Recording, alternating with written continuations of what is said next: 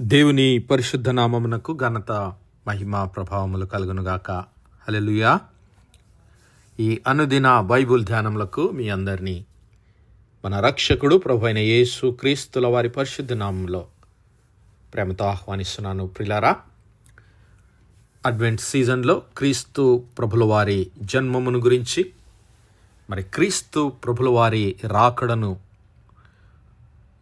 గురించి జ్ఞాపకం చేసుకుంటూ మనలను మనము సిద్ధపరచుకునేటువంటి సమయమే ఈ యొక్క క్రిస్మస్ సీజన్, ఈ యొక్క అడ్వెంట్ సీజన్.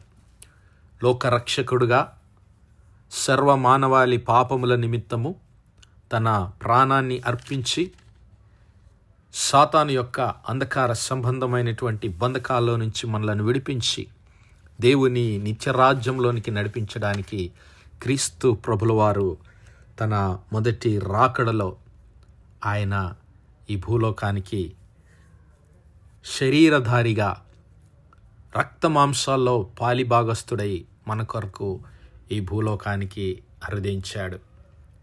బెత్లెహేమునందు పశుల పాకలో ఆయన శిశువుగా జన్మించి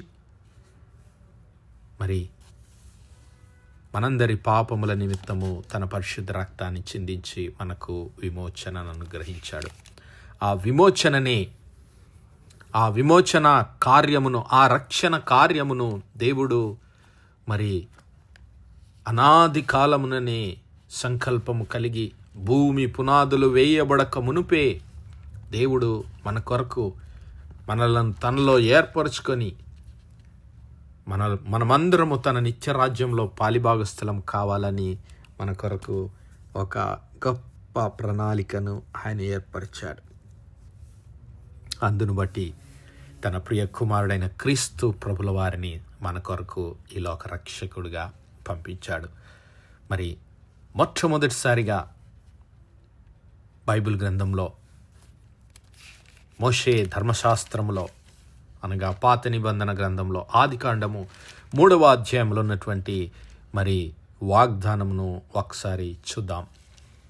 మొట్టమొదటిసారిగా క్రీస్తు ప్రభుల వారి రాకడను గురించి, మెస్సియాను గురించి మరి చెప్పబడినటువంటి ప్రవచనము ఆదికాండము 3వ అధ్యాయము మొదటి నుంచి చదువుకుందాం. మరి దేవుడు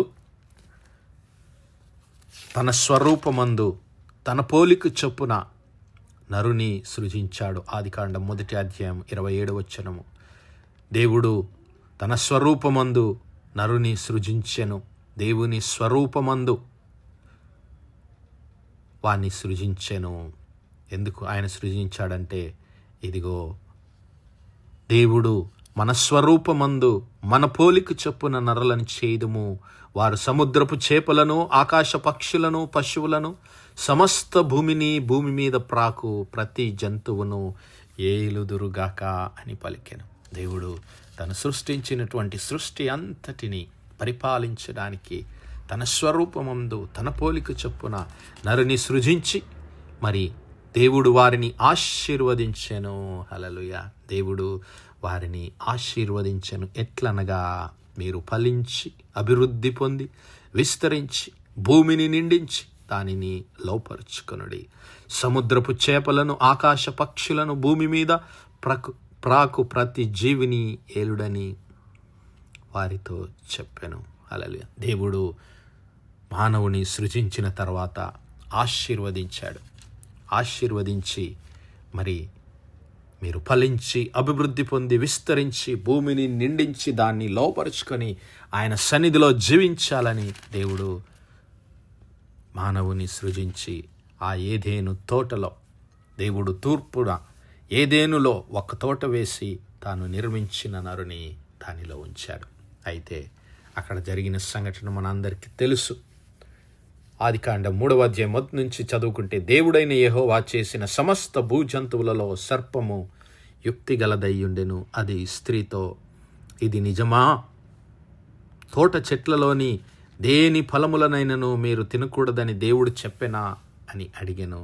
అందుకు స్త్రీ, ఈ తోట చెట్ల ఫలములు మేము తినవచ్చును, అయితే తోట మధ్య ఉన్న చెట్టు ఫలములను గూర్చి దేవుడు మీరు చావకుండునట్లు వాటిని తినకూడదనియు వాటిని ముట్టకూడదనియు చెప్పెనని సర్పముతో అనెను.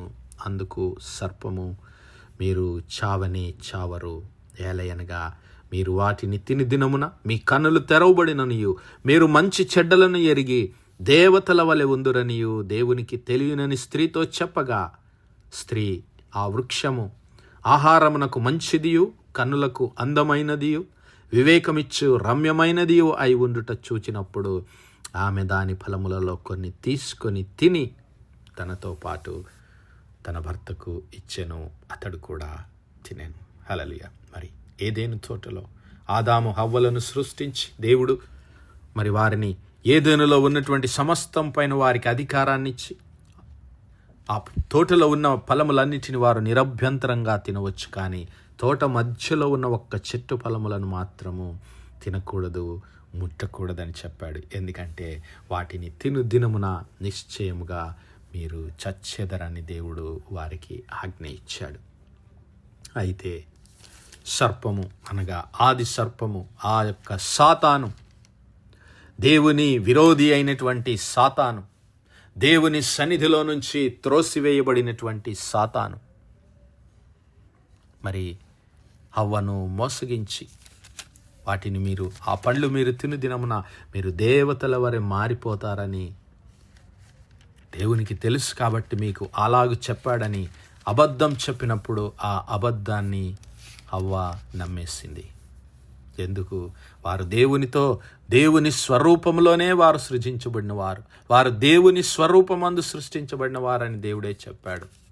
అయితే సాతాను మాటలకు వారు మోసపోయి ఆ ఫలములను తిని దేవుని ఆజ్ఞను అతిక్రమించి పాపములో పడి పాపమునకు జీతము మరణాన్ని కొని తెచ్చారు. ఎప్పుడైతే వారు పండు తిన్నారో అవ్వమ్మ ఆ పండు తిని తన భర్తకిచ్చినప్పుడు అప్పుడు వారిద్దరి కన్నులు తెరవబడిను.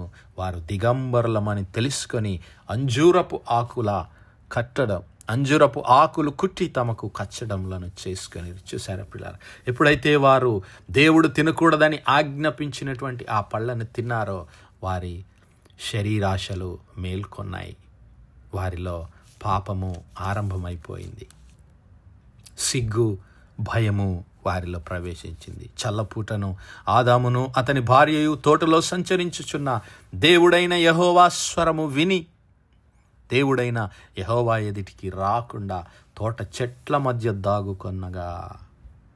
చూడండి, అంత మటుకు వారు దేవుడైన యెహోవాతో సహవాసము చేస్తూ ఉన్నారు, ఆయన సన్నిధిలో నడుస్తూ ఉన్నారు, ఆయన మాటలు వింటూ ఉన్నారు, ఆయనతో గడుపుతూ ఉన్నారు. దేవుని సహవాసము, దేవుని సన్నిధిలో వారు జీవిస్తూ ఉన్నారు. కానీ ఎప్పుడైతే ఆ దేవుని ఆజ్ఞను వారు అతిక్రమించారో దేవుని సన్నిధి నుంచి దూరంగా వెళ్ళిపోయారు. దేవుని సన్నిధి నుంచి దూరంగా వెళ్ళిపోవడమే కాదు, వారిలో భయము ప్రవేశించింది. అంతేకాదు, వారు దేవుడు చెప్పినట్లుగా వారు మరణాన్ని కొని తెచ్చుకున్నారు. అయితే దేవుడైన యెహోవా ఆదామును పిలిచి, నీవెక్కడున్నావని అనెను. అందుకతడు, నేను తోటలో నీ స్వరం విన్నప్పుడు దిగంబరిగా ఉంటిని గనుక భయపడి దాగుకొంటినెను. అందుకాయన, నీవు దిగంబరివని నీకు తెలిపిన వాడెవడు? నీవు తినకూడదని నేను నీకు ఆజ్ఞాపించిన వృక్ష ఫలములు తింటివా అని అడిగాను. అందుకు ఆదాము, నాతో ఉండుటకు నీవు నాకిచ్చిన ఆ స్త్రీయే వృక్ష ఫలములు కొన్ని నాకియ్యగా నేను తింటినెను. అప్పుడు దేవుడైన యెహోవా స్త్రీతో, నీవు చేసినదేమిటని అడగగా స్త్రీ, సర్పము నన్ను మోసపుచ్చినందున తింటినా నేను. అందుకు దేవుడైన యెహోవా సర్పముతో, నీవు దీన్ని చేసినందున పశువులన్నిటిలోనూ భూజంతువులన్నిటిలోనూ నీవు శపించబడిన దానవై నీ కడుపుతో ప్రాకుచు నీవు బ్రతుకు దినములన్నీ మన్ను తిందువు అని చెప్పిన తర్వాత మెస్సయాను గురించి ఆయన మాట్లాడుతున్నాడు. ఆ సర్పము ఎవరో కాదు పిల్లారా, అది సాతాను. మరి దేవుడు అన్నాడు, ఆదికాండం 3:15 నీకును స్త్రీకిని నీ సంతానమునకును ఆమె సంతానమునకును వైరము కలుగజేసేదను, అది నిన్ను తల మీద కొట్టును, నీవు దాన్ని మడిమె మీద కొట్టుదువు. హల్లెలూయా.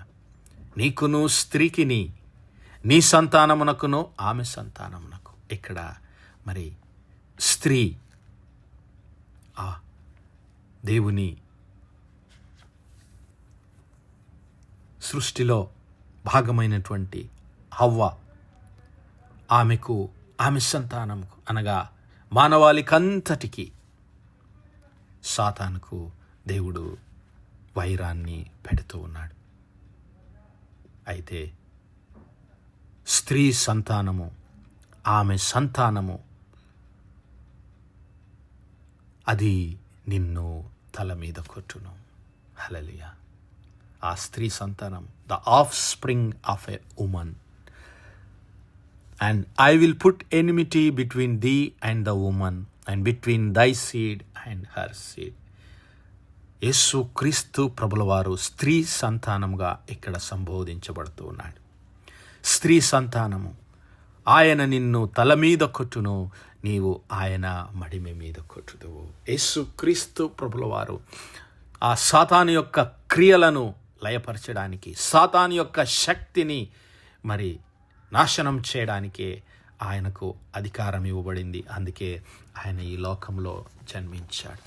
కాలము సంపూర్ణమైనప్పుడు దేవుడు తన అనాదికాల సంకల్పం చొప్పున మరి అబ్రహామును ఎన్నుకొని అబ్రహాము వంశమునకు దేవుడు వాగ్దానం చేసి, ఆ తరువాత దావీదు వంశాన్ని ఎన్నుకొని దావీదు వంశములో నుంచి క్రీస్తు ప్రభుల వారు మరి స్త్రీ సంతానముగా ఈ లోకంలోనికి తీసుకొని రాబడ్డాడు. కాలము సంపూర్ణమైనప్పుడు యేసు క్రీస్తు ప్రభుల వారు స్త్రీ సంతానంగా ఈ లోకంలోనికి వచ్చాడు. గలతీ పత్రిక 4వ అధ్యాయం 4వ వచనంలో భక్తుడైన పౌలు గారు రాస్తూ ఉన్నాడు.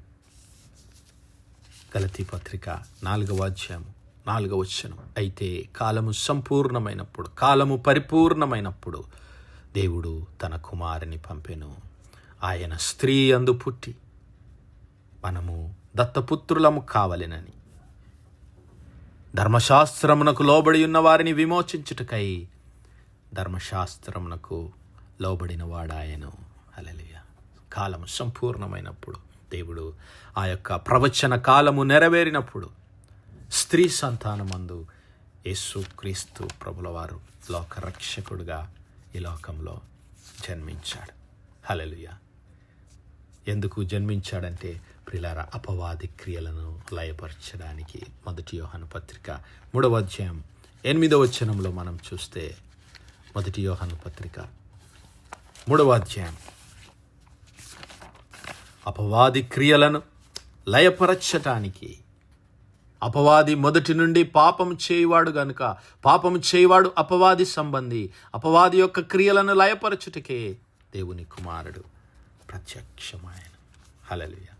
ఆ దేవుని కుమారుడైనటువంటి యేసు క్రీస్తు ప్రభుల వారు మరి స్త్రీ గర్భమున పుట్టి మనందరినీ అపవాది బంధకాల్లో నుంచి విడిపించాడు. మరి తల్లి అయినటువంటి మరియమ్మను క్రీస్తు ప్రభుల వారు అమ్మా అని సంబోధిస్తూ ఉన్నాడు. ఉమన్ అని పిలుస్తూ ఉన్నాడు ఆమెను. యోహాను సువార్త 2వ అధ్యాయం 4వ వచనంలో ఆ కానాను పెళ్లి విందులో చూస్తున్నాం. Jesus said unto her, woman, what have I to do with thee, my hour is not yet come. అమ్మా, నా సమయం ఇంకా రాలేదన్నాడు. అలాగే కల్వరి సిలువలో యేసు క్రీస్తు ప్రభుల వారు మరి యోహానుకు తన తల్లిని అప్పగిస్తూ ఉన్నప్పుడు, అమ్మా ఇదిగో నీ కుమారుడు అంటున్నాడు. యేసు తన తల్లియు తాను ప్రేమించిన శిష్యుడును దగ్గర నిలిచుండుట చూచి, అమ్మా ఇదిగో నీ కుమారుడు అని తన తల్లితో చెప్పాను. When Jesus therefore saw his mother and the disciple standing by whom he loved, he said unto her, Mother, woman, behold thy son.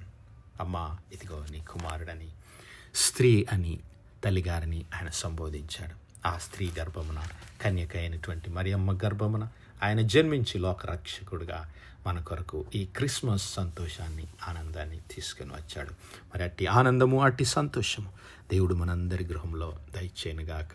Amen, amen, amen. పరిశుద్ధుడా, మహోన్నతుడు అయిన మా తండ్రి, మరొకసారి మీ ప్రియ కుమారుడైన యేసు పరిశుద్ధ నామములో మీకు వందనాలు, స్తుతులు, స్తోత్రాలే. అవును మా తండ్రి, కాలము పరిపూర్ణమైనప్పుడు క్రీస్తు ప్రభుల వారు స్త్రీ గర్భమున జన్మించి మమ్మల్ని అందరినీ విమోచించడానికి తన పరిశుద్ధ రక్తాన్ని కల్వరి శిలువలో మా కొరకు చిందించి మీ నిత్య రాజ్యంలో మళ్ళీ వారసులుగా చేసిన యేసయ్య ప్రేమను బట్టి ప్రభా, మీ ప్రణాళికను బట్టి మీకే సమస్త మహిమ ఘనత ప్రభాలు చెల్లిస్తూ మీరే మమ్మల్ని నడిపించి మీ రెండవ రాకడ కొరకు సిద్ధపరచమని, క్రీస్తు ప్రభుల వారి రెండవ రాకడకు మమ్మల్ని సిద్ధపరచమని మహిమ ఘనత ప్రభాలు మరొకసారి మీకే చెల్లిస్తాం. యేసు నామములో అడుగుతున్నాము తండ్రి. Amen, amen, amen. God bless you all. Praise the Lord. Shalom.